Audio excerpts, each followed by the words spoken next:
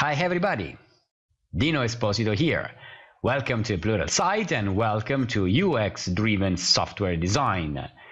This course targets primarily architects, software architects, but also developers, and it also talks to project managers. In brief, I would say that this course talks to anybody, any stakeholders interested in exploring more effective ways of building software that works for the customer and within time and budget constraints.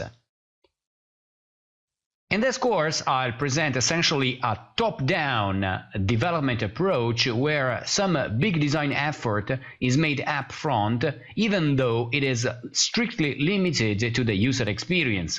In other words, we have that both business logic and infrastructure settings are deeply inspired by whatever happens, needs, and choices in the presentation layer. I call this approach UXDD, or UX-driven design. Takeaways.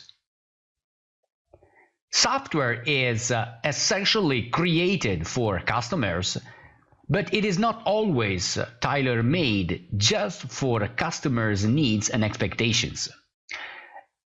Put another way, for most users, software is essentially a collection of screens that perform some black magic behind the PC monitor.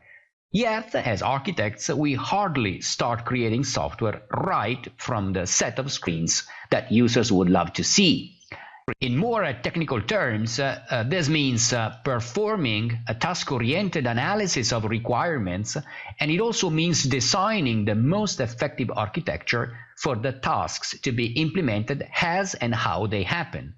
This approach leads naturally to employing a bunch of patterns, particularly domain-driven design and especially ubiquitous language, but also CQRS and event sourcing.